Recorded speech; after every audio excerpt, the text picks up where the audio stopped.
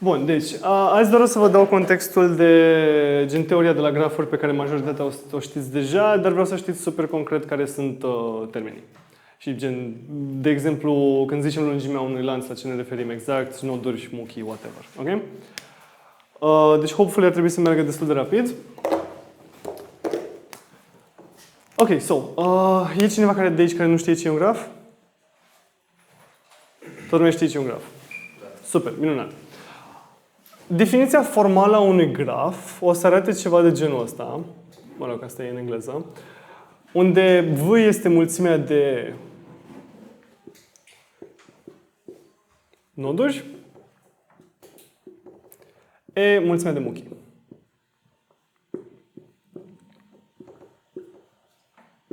Adică un graf e ce? Unic determinat de mulțimea de noduri și muchiile care există în momentul ăla. Deci, de exemplu, la problemele alea de admitere în care ne cere număr de grafuri, ne zice că sunt 5 noduri, considerăm nodurile hardcodate 1, 2, 3, 4, 5, așa că numărul de grafuri o să fie ce? O să fie doar lucrăm pe muchii, facem ce vrem cu muchiile. Ok? Din nou, tot din definiția asta matematică rezultă faptul că nu contează cum sunt desenate, nu e doar o chestie generală, pentru că desenul este literally doar un tragem linii între vârfurile între care trebuie să tragem linii. Așa că asta cumva, dacă eu zic V este 1, 2, 3, 4, 5 și E este, nu știu, 1, 3, 1, 4, 2, 5. Să zic că e neorientat. Vine ce? 1, 2, 3, 4, 5 și fac ce? 1, 3, 1, 4, 1, 5. Bun. Asta sper că știam deja. Acum, un lanț ce e? Definiția formală. O înșiruire de noduri și muchii. Sau, în fine, o înșiruire de noduri care au între o muchie. O înșiruire de noduri care în graf sunt adiacente. Da, deci, hai să zic așa. Lanț, înșiruire de noduri, astfel încât oricare două noduri alăturate să aibă muchie. Între ele. Bine, asta din nou nu e o definiție complet 100% matematic formală, pentru că tehnic, dacă e orientat, aș putea, după definiția asta, să le pun și invers, dar you get the point. Acum, lungimea unui lanț, ce e? Numărul de noduri. Numărul de muchii. Deci, lungimea unui lanț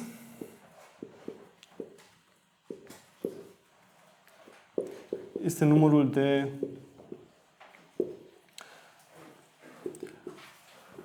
și asta e genul de chestii la care trebuie să aveți destul de mare grijă la admitere, pentru că nu o să vă specifice, nu o să puteți să vă prindeți din context. Deci lungimea este mereu numărul de muchii. Efectiv, numărăm practic distanța parcursă. Nu e nevoie nici să scrieți, pentru că avem și astea scrise pe Bacmitere, Cram School Ro, adică doar opțional. În fine. Bun. Ciclu? Sau circuit? O înșiruire de, tot așa, o înșiruire de noduri în care eu pot să ajung din primul în ultimul, parcurgând toate nodurile o singură dată. Asta e hamiltonian. Gen, tu ai zis parcurgând fiecare nod o singură dată. Adică tu ai impus să fie parcurse toate nodurile. Toate nodurile din ciclu. Ok, dar asta este definiția unui ciclu elementar. Dacă vreau doar ciclu, eu pot tehnic să merg 1, 3, să zicem 5, mă rog, 6. 1, 3, 5, 4, 1, 3, 5, 4, 1 și asta e un ciclu valid. Zi. Este un lanț care are nodul final egal cu nodul. Exact, deci lanț unde primul și ultimul nod. Ok, acum, dacă tot am vorbit de elementar, lanț elementar ce e? Este un lanț în care nodurile trebuie să fie distincte. Da, da. Deci lanț în care nu repetăm noduri. Chris, Da. la ciclu circuit, Da. eu pot să am A, B, C, D, A, să se repete și B-ul și A-ul. Dar Deci A, B, C, B, A. Cred că da. Că Sau, nu... mă rog, să se repete înăuntru, dar nu numai primul. Și unul din Da. Gen dacă faci un 8, nu? Deci zici că, uite, dacă vin și fac 7, 8, 9, așa, și tu zici că un ciclu e 1, 4, 5, 7, 8, 9, 5, 3, 1, nu? Da, este un ciclu. Bun. Deci lanț în care nu repetăm noduri. Și ce întrebi tu este, de fapt, diferența între ciclu și ciclu elementar. Pentru că elementar are aceeași restricție. Nu o să scriu și ciclu elementar din nou, dar the whole point este că nu am voie să repet noduri. Așa că noi, de obicei, când lucrăm probleme și spunem ciclu, de fapt ne referim la un ciclu elementar. Dar, din nou, o să vă apară chestiile astea la BAC și whatever destul de tehnic, așa că e bine să știți nuanțele. Deci, Zi. 1, 4, 5, 9, 8, 7. 7, 5, 3, 1. Da, E e un ciclu. Da. Deci, cumva, astea sunt cele mai mari chestii la care să fiți atenți. În rest e destul de straightforward. Bun. Da. Componentă conexă știți ce e, dar vreau să vă dau și definiția formală. O știe cineva? Definiția. Formală, da. Deci este un subgraf maximal astfel încât există drum. Ce înseamnă drum? Parcurge. Lanț tehnic. Există drum între oricare pereche de noduri. Și maximal se referă din... Bun. Ce înseamnă maximal? Maximal, de exemplu, o subsecvență crescătoare maximală înseamnă că își va pierde proprietatea dacă mai adaug ceva la ea. Adică eu dacă zic, de exemplu, 5, 1, 2, 3, 6, 5, asta este o subsecvență crescătoare maximală. Și asta este o subsecvență crescătoare, dar nu e maximală, pentru că pot să adaug 6 și nu-și pierde proprietatea. Asta înseamnă maximal. O să zic și subgraf. Este submulțime, graful format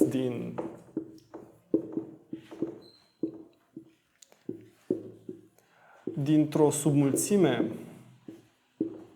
de noduri a unui graf inițial. Bun, apropo, dacă găsiți greșeli, actualizări, chestii pe care vrem, sau care nu par ok sau orice, îmi ziceți și le actualizăm. Adică ăsta este still work in progress, ar trebui să fie actualizat, dar este cumva 85% there. Da? Deci dacă lipsește ceva, doar spuneți-mi și rezolv. Acum, deci subgraf am zis că este graful format dintr-o submulțime de noduri a unui graf inițial, unde toate muchiile, o să fac un pic un abuz de exprimare, unde toate muchiile care încă pot există.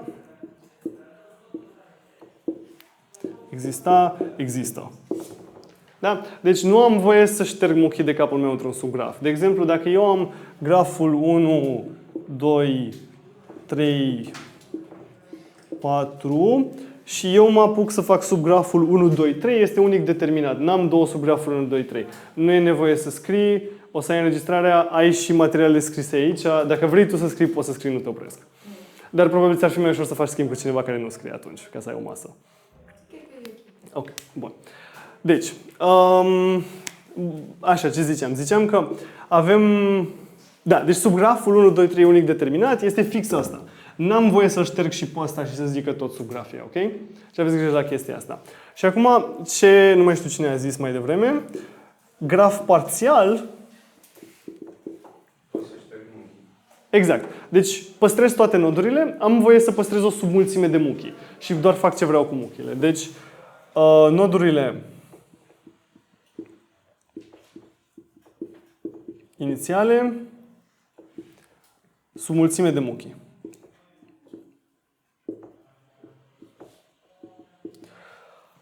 Lanț elementar este nu repetăm noduri. Lanț simplu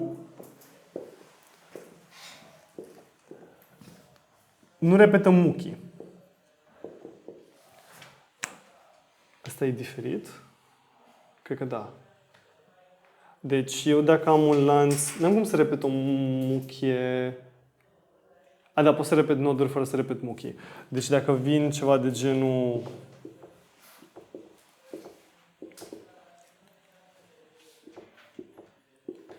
și vin 1, 2, 3, 2, 5, ăsta nu e elementar, dar e simplu. Ok? Deci există și conceptul ăsta. Apropo, tot ce zic aici se aplică și pe orientat la fel de bine. Ok? Graful complementar, știți ce e? Da, este inversul grafului, adică are aceleași noduri și are celelalte muchii. Da, deci flip la muchii. Toate muchiile care existau nu mai există, toate muchiile care nu mai există, există. Deci ăsta ar fi, practic, complementarul ar fi 1, 4, 2, 3, cred, și mai lipsește ceva, nu? Nu, atât. Ok? Bun, graf sau ciclu hamiltonian. Nu se parcurg toate nodurile odată, mai puțin nodul de la care am început, care parcurg de 2 ori. Deci da, un graf hamiltonian este un graf în care există un ciclu hamiltonian, care, apropo, ciclu nu lanț, deci este important. Care ciclu hamiltonian este un ciclu în care parcurg toate nodurile exact odată. Deci, graf hamiltonian, graf în care există un ciclu hamiltonian. O să subliniez ciclu.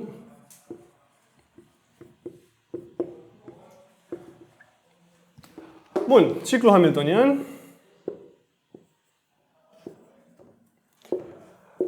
Ciclu care parcurge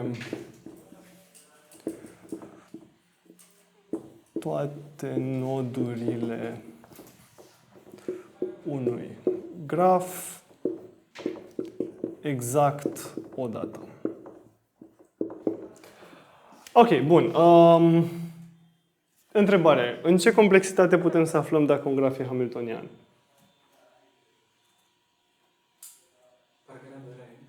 Cam 2 la n. Deci chestia asta, deci detecție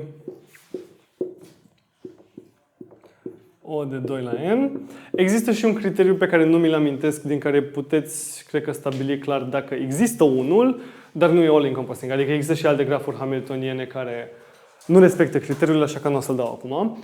O să-l găsim în problemele pe care o să le lucrăm. Și da. Point is, dacă vedeți chestii cu graf hamiltonian, cam trebuie să le luați la mână, să le intuiți, să găsiți unul, să vedeți dacă e, mai ales la variante. Bun, lanț hamiltonian, nu o să scriu din nou definiția pentru că o să nebunesc dacă fac asta, dar este același lucru doar că lanț. Ok?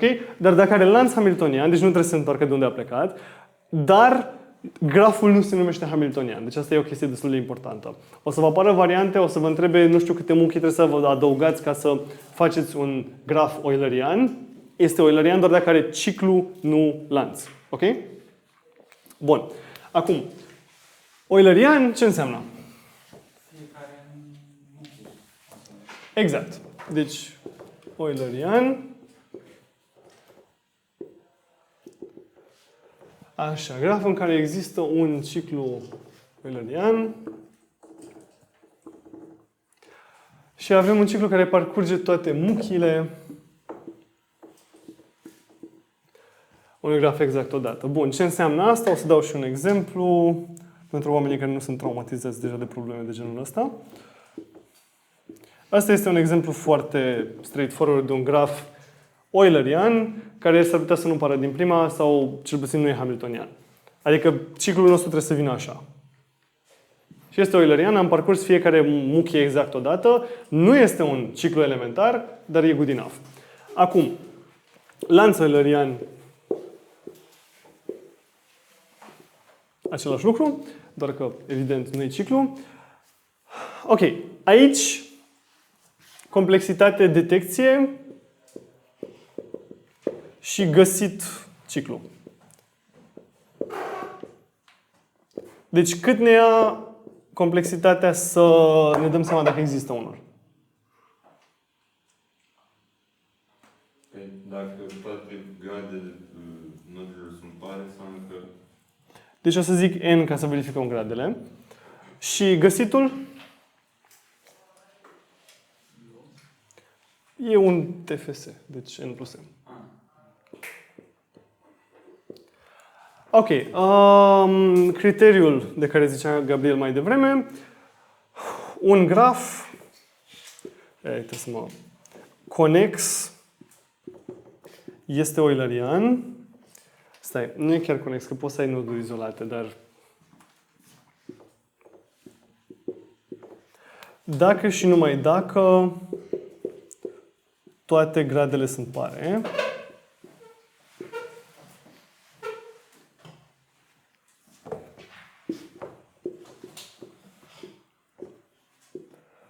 Ok, și dacă îl șterg pe ăsta de aici și zic toate gradele sunt pare și există o singură componentă conexă de cardinal mai mare ca 1. Asta cred că funcționează. Deci un graf eulerian dacă toate gradele sunt pare și o singură componentă conexă e mai mare de 1. Adică, ce înseamnă asta este că putem avea componente conexe câte vrem, dar poate fi una singură care are muchii și restul sunt noduri izolate. Adică, într-o situație de genul 7, sorry. Într-o situație de genul, putem spune că e eulerian, că într-adevăr parcurge toate muchiile, dar dacă avem situația asta, e out. Dacă avem situația asta, e still ok. Da? Bun. Toate gradele sunt pare, de ce funcționează asta? În esență, dacă intru într-un nod, trebuie să și ies din el. E demonstrată chestia asta, dacă toate gradele sunt pare, înseamnă că eu, dacă plec la drum, se poate găsi un drum, astfel încât de fiecare dată când intru într-un nod, ies din el, merg mai departe și primul nod, mai întâi am ieșit, deci l-am setat cumva pe -1, la final de tot intru înapoi +1 de 0. Ok? Deci conceptual cam asta e, nu știu demonstrația, nu este în scop demonstrația, dar intuitiv doar ca să înțelegeți care e faza. Dacă mergem suficient de repede anul ăsta, o să și implementați asta. Bun. Ok. Acum, întrebare pentru cineva care nu știe deja chestia asta. Când sau cum putem să adaptăm criteriul ăsta ca să găsim un lanț eulerian într-un graf? Dacă există. Nu ciclu. Ciclu toate pare. Cheia stă în ce am zis mai devreme. Când plecăm dintr-un nod, practic am plecat odată. Gen cumva l-am dat pe minus. Nodul de final și nodul inițial are -1, nodul final are 1 și restul 0. Exact. Adică, în afară de exact două noduri, gradele tot trebuie să fie pare, că intru și ies, dar două dintre ele o să fie impare. Că unul doar ies și unul doar intru. Deci, există ciclul ăsta, lanț eulerian într-un graf. Dacă și numai dacă, sunt cu dus întors toate chestiile astea, toate gradele, n-am zis ce e un grad, știți ce e un grad? Ok. În afară de exact două, sunt pare. Ok? Bun. Așa, să văd dacă mai am ceva în infodumpul de grafuri. Așa. La orientate, mai avem câteva concepte la grafurile orientate. Cum definim pe un graf orientat o componentă conexă?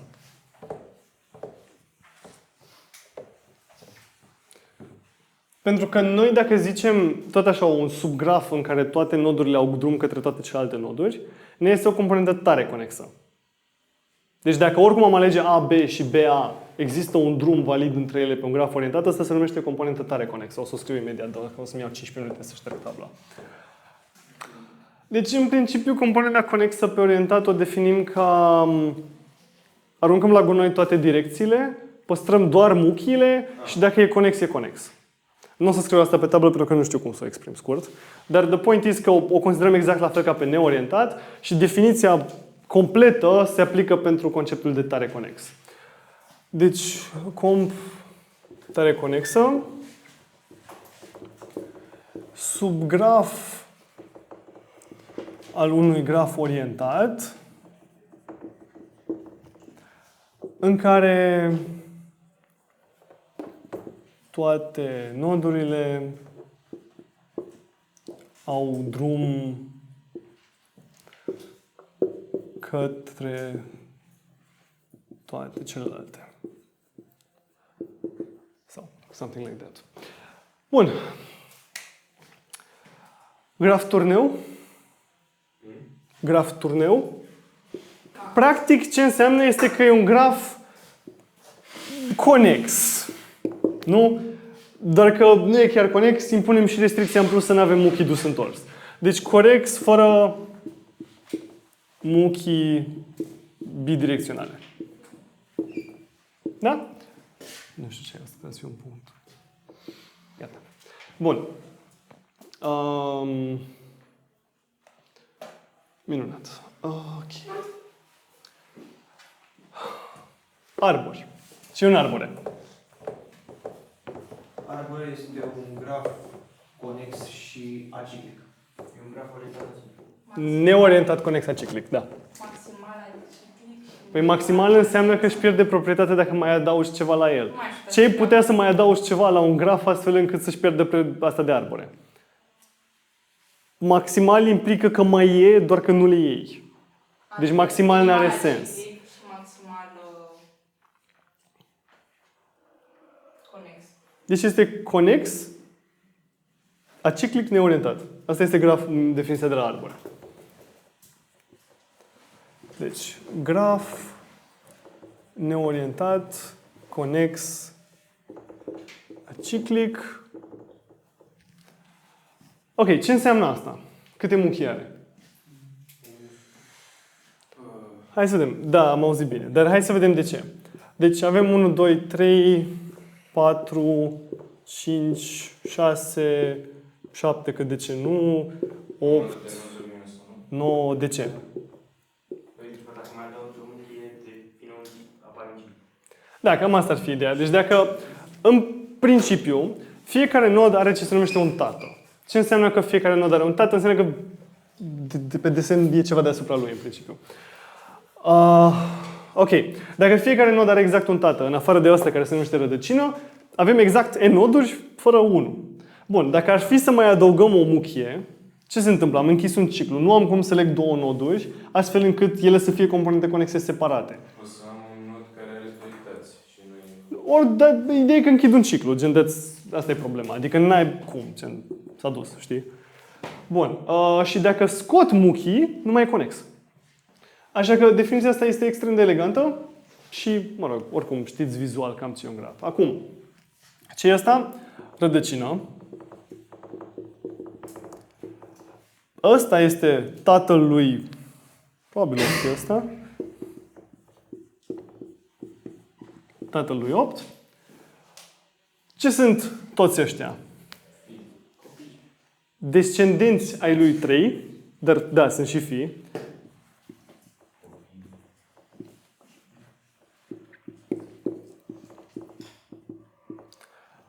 Cine sunt ăștia doi? Ai lui 6. Aha. Ascendenți. Ok, ce mai avem? Apropo, rădăcina nu trebuie să existe neapărat. Eu pot doar să trântesc un arbore pe hârtie și este un arbore, nu? Adică până nu definesc eu care e rădăcina, nu există una. Deci există tehnic conceptul de arbore cu rădăcină și arbore fără rădăcină. În mod normal presupuneți că nu are by default și vă alegeți voi una cum aveți chef. În majoritatea cazurilor cam nu prea afectează dacă vă alegeți voi o rădăcină. În schimb, dacă vi se dă o rădăcină, contează. Deci dacă eu vă trântesc acum că 6 e rădăcina, 6 e rădăcina. Înseamnă că 6 e tatălui 2, 2 e tatălui 1 și așa mai departe. Un graf este, un arbore este un arbore indiferent care e rădăcina. Ok? Bun. Frunză. Nu are descendent. Ok, o frunză, să desenez, o să scriu, scuze, nod fără fi, adică nod cu grad 1, excluzând rădăcina, dacă are grad 1. Deci rădăcina niciodată nu se pune ca frunză, ok? Frați, ce sunt frații? Sunt cei care se trec prin același tată. Da. Noduri care au același tată. Dacă ar fi să iau ăsta, da, și să-l separ sub graful ăsta, ce e?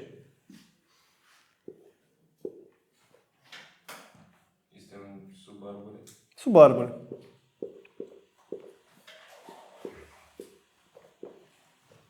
Ok? Bun. N-am mai zis de matrice de adiacență și liste de adiacență. Dacă eu am un graf, 1, 2, 3, whatever, 4, 5, așa. Matricea de adiacență ce e? Este un 1, 2, 3, 4, 5, 1, 2, 3, 4, 5. Da, să fie contentul available, dacă tot mă apuc să-l zic. Și acum o să zic acolo. Bun.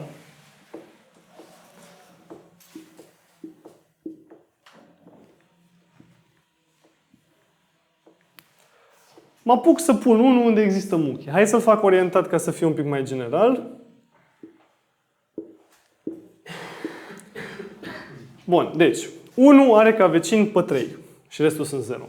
2 are pe vecin ca 1 și 4, adică 2 are muchie către 1 și 4. 3 are muchie către 2 și atât. Și către Nu are și după 5? 5. Ba da, și 5. 4 are muchie către 5 și 5 are muchie către 3, nu? Da. Minunat. Și în rest sunt 0, nu o să le mai scriu. Acum, asta este o matrice de adiacență, pur și simplu. Mat de I de J este 1 dacă există muchie de la I la J. Da, bine că am zis asta. De adiacență. Matrice de drumuri, ce e? Dacă există drum. Exact.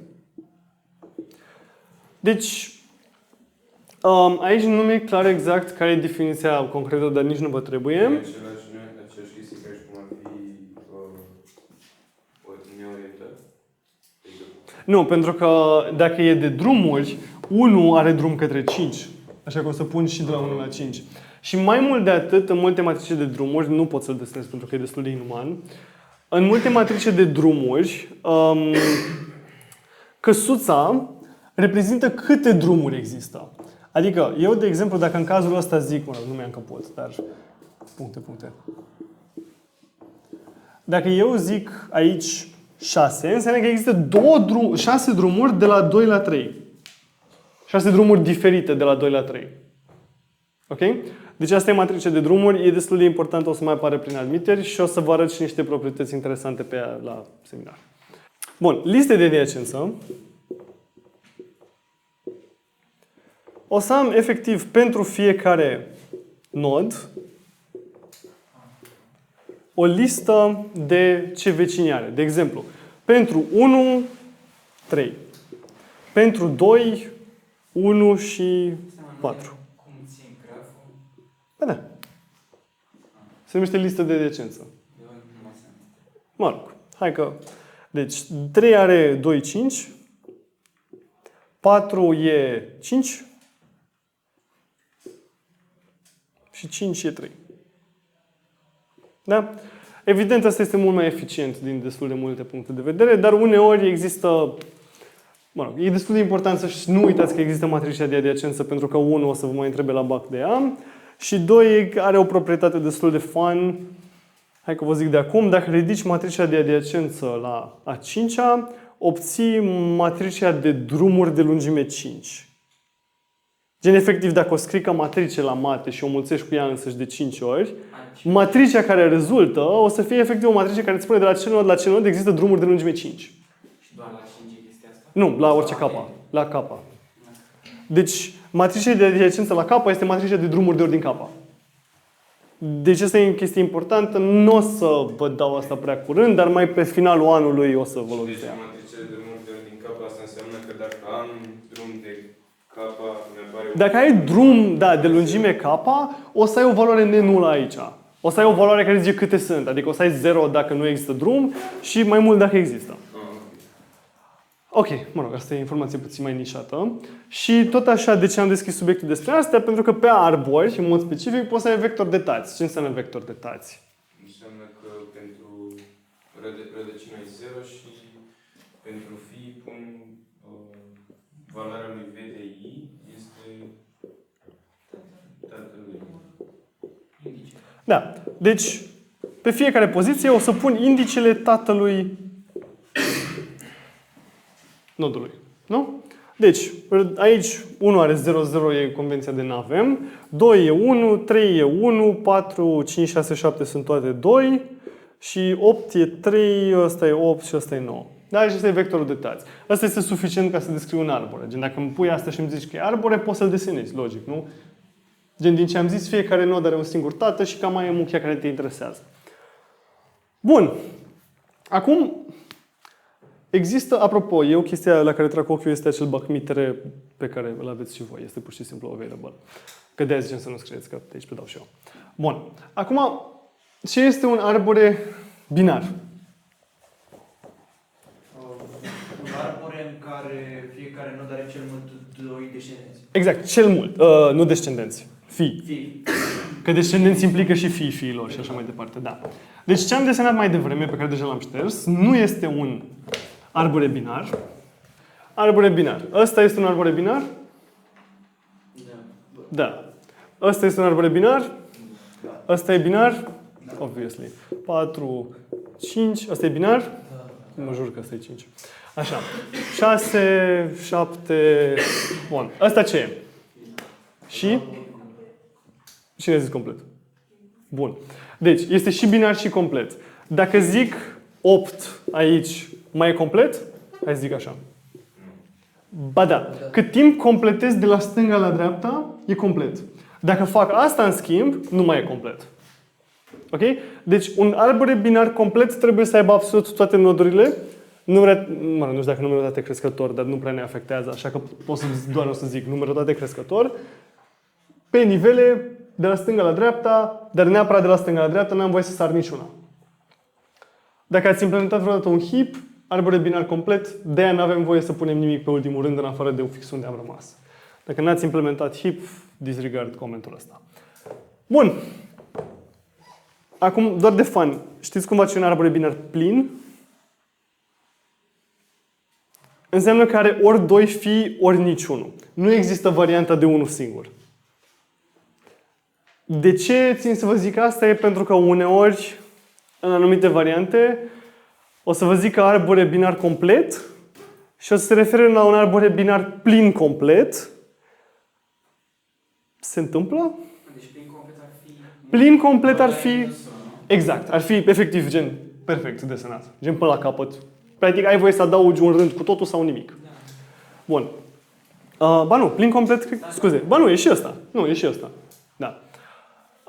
Adică doar să știți distincția asta, dar uneori aveți în vedere că poate nu e chiar atât de riguros exprimat într-o cerință.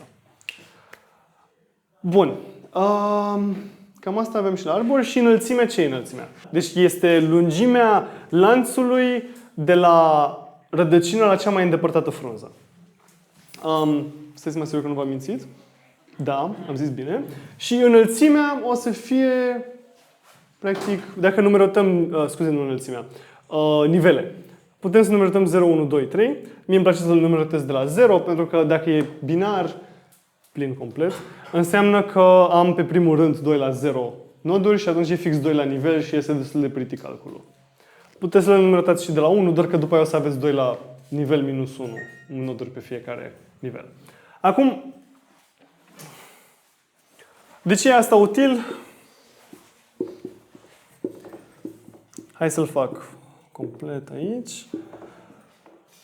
Câte noduri am? 15. Deci n egal 15.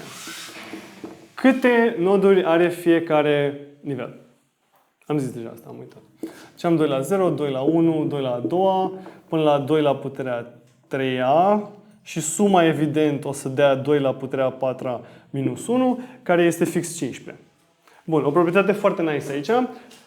Știind n, într-un arbore binar complet, câte nivele o să am? Log n. Pentru că aici am fix exponenții de la cât am pe fiecare rând, suma o să fie fix cu un exponent mai mare, deci dacă logaritmez n-ul, o să-mi dea cu 1 mai puțin în principiu decât numărul de nivele. Da, că log de 15, partea întreagă e 3. Ok. Deci, cred că cam asta era. Nu știu dacă mai am ceva de zis la astea. Întrebări? Totul ok? Un infodump solid? Bun. 0 ce reprezintă nivelul. Da, l-am pus nivelul 0. Puteți să-l numerotați cum vreți. Ok. Ca de obicei, sper că ați înțeles și nu uitați că puteți să puneți orice fel de întrebări în comentarii. Dacă v-a plăcut și vreți să primiți notificări atunci când postăm următoarele pregătiri pentru admitere, puteți să dați și subscribe. Succes la admitere!